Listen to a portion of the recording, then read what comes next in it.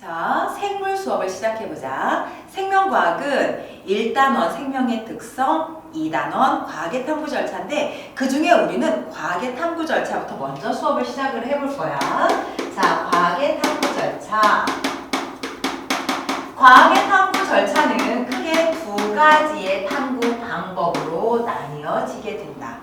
하나는 귀납적인 탐구 방법, 또 하나는 연역적인 탐구 방법, 이렇게 두 가지로 나뉘어지게 되지.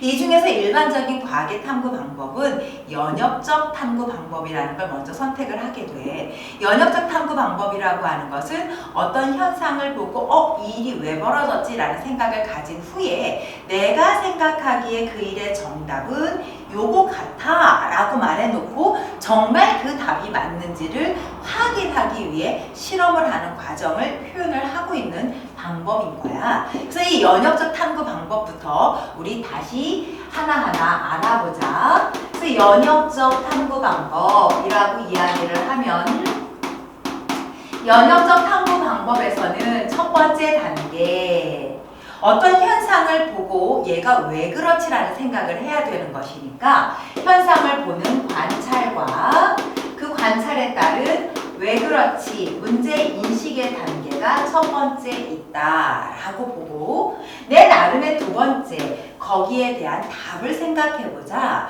내가 생각한 답을 우리는 가설이라고 이야기를 해서 가설 설정이라고 표현을 합니다. 이 가설의 가장 다른 표현은 무엇이냐면 아직은 정확한 답이 아니라는 거지. 그래서 가설은 잠정적인 결론이다 라고 표현을 해줄 거야. 그러면 이 잠정적 결론을 실제 실험으로 증명을 해야 될 것 같아. 그래서 세 번째가 바로 가설 검증의 단계다. 이 가설 검증은 당연히 과학이니까 실험으로 검증을 하게 되는 거지. 그래서 실험을 어떻게 할 거냐? 바로 탐구, 설계를 하게 되고 그 설계대로 한번 직접 실험을 해보자 라고 하는 수행의 단계가 들어갑니다.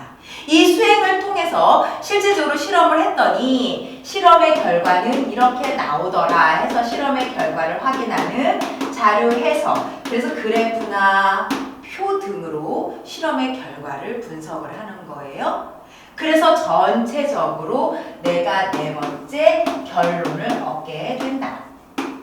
그것을 결론 도출이라고 부르면, 자, 결론이 두 개가 있네. 잠정적인 결론과 실험을 통해 얻은 결론. 이 두 개가 서로 어떠해야 될까라는 거지. 이 두 개가 서로 일치했다. 그러면 제대로 실험이 잘 되고 그리고 나는 생각도 바르게 했구나 라고 하게 되고 이것을 다른 곳에 논문으로 제출을 하면서 원리 일반화를 시켜줄 수가 있다. 근데 만약에 이 두 개가 달라. 그러면 실험이 잘못이 되었거나 생각이 잘못되었거나 라는 경우가 되겠지. 처음부터 가설을 무조건 바꾸기보다는 내가 실험을 제대로 했나라는 분석이 필요할 것 같아. 그래서 이 실험에 대한 분석의 과정을 조금 더 우리는 확인을 해야 될 것 같아. 자, 실험 분석을 한번 해보자. 자, 그 실험 분석 중에 첫 번째가 바로 변인 통제. 실험을 어떻게 제대로 했느냐라는 것을 확인하는 단계입니다. 변인 통제는 그 중에 먼저 해야 될 것은 자, 모든 실험에 같게 유지해야 하는 변인이라는 게 있다라고 이야기를 할 수가 있어. 예를 들어서 우리 가장 많이 나오는 것 중에 하나로 이 추운 겨울에 장독대에 물을 넣어놓은 독과 간장을 넣어둔 독이 있었다. 그래서 이제 하룻밤을 보내게 됐는데 추운 겨울의 하룻밤이다 보니 온도가 많이 내려간 거야. 다음날 얘가 영하로 온도가 떨어졌는데 간장독은 그대로 간장이 유지가 되고 있지만 이 물이 들어있던 독은 물이 얼면서 독이 깨졌어. 왜 그럴까? 이런 생각을 하게 됐다는 거지. 간장은 소금이 들어있어서 짠맛이 나니까 아마도 어느 점이 좀 낮아지지 않았을까? 라는 생각을 하게 된 거야. 그러면 같게 유지하는 변이는 이 소금의 농도를 제외한 나머지 들어있는 용액의 양, 그 다음에 이 들어있는 비커의 종류, 그리고 얘네들을 서서히 온도를 변화시키는 장소 뭐 이런 등등으로 같게 유지하는 변인이 있다는 말이야. 이렇게 같게 유지해주는 변인을 우리는 바로 이것을 통제 변인이라고 부르고, 변인 통제와 통제 변인은 앞뒤가 달라진 내용이지만 같은 게 아니고 다른 것이니 구별을 해주어야 한다. 그러면 이것 외에 아까 물에는 소금의 농도가 0이라면 간장에는 소금의 농도가 있을 테니 소금의 농도를 다양하게 놓으면서 실질적으로 어느 점을 측정해보는 방법이 있겠지. 이때 소금의 농도가 다양하게 라고 하는 것처럼 서로 다르게 조절하는 변인이 있다. 이 다르게 조절하는 변인을 우리는 무엇이라고 부르냐면 바로 조작 변인이라고 부른다. 자, 조작 변인이 되면 통제와 조작은 실험이라고 하는 거잖아. 이것을 우리는 실험에 해당하는 변인이라고 불러서 이것을 독립 변인이라고 표현을 해준다. 그러면 이렇게 실험을 하게 되면 실험의 결과가 따라 나오게 되겠지. 이 결과에 해당하는 변인을 우리는 종속 변인이라고 부르게 된다.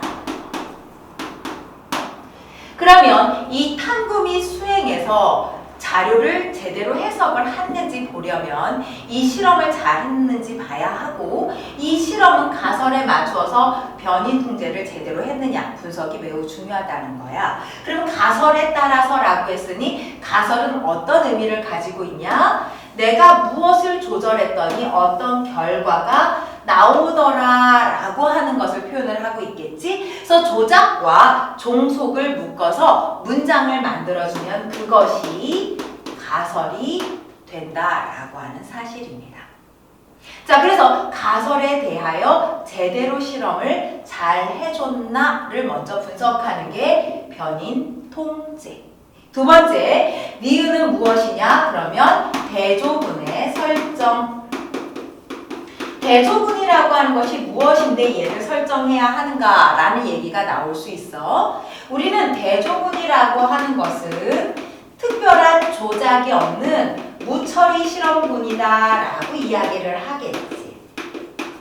자, 다시 얘기하면 이와 같은 거야. 아까 요 위에서 소금의 농도에 따라서 어느 점이 달라질 거야 라고 말했으면 소금의 농도가 0% 또는 5, 10, 15%를 조율을 할 거 아니야? 이래서 조작을 하게 되면 아무것도 처리하지 않은 0%의 물의 온도와 물의 어는 점, 즉 증류수의 어는 점이 바로 대조군이 되고, 증류수에 비교하여 5%, 10%, 15% 소금물의 어는 점이 어떻게 달라지는지를 비교하게 된다는 거지.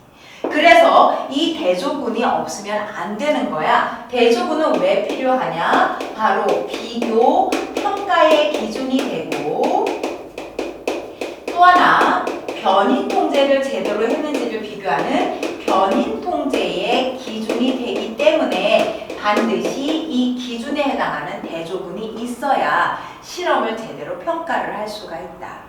이 평가를 통해서 실험은 제대로 했는데 이것이 서로 맞지 않다면 그때 우리는 잘못된 가설로 실험을 한 건가 라는 생각으로 이 가설을 바꿔주게 되는 거지. 자, 이렇게 연역적인 형태로 우리가 먼저 과학의 탐구 절차를 본다면 연역과 귀납의 차이는 뭐냐라고 얘기하는 거야. 일반적인 형태의 우리가 실험을 통해서 결과를 얻는 것을 연역적 탐구 절차라고 하면, 귀납적 탐구 절차라는 건 실험을 통해서 얻어내기 굉장히 어려운 과학의 내용들이라는 거지. 뭐 진화에 관련된 거, 우주 탄생과 관련된 것들, 또는 아주 오랜 시간과 공간이 필요해서 실험으로 증명하기 어려운 것들은 대부분 관찰된 사실을 통해서 그 사실을 서로 수집하고 분석해서 여기서부터 얻어진 일반화된 결론을 만들어내는 귀납적이라고 한다면 연역적과는 무슨 차이가 있냐 이거죠.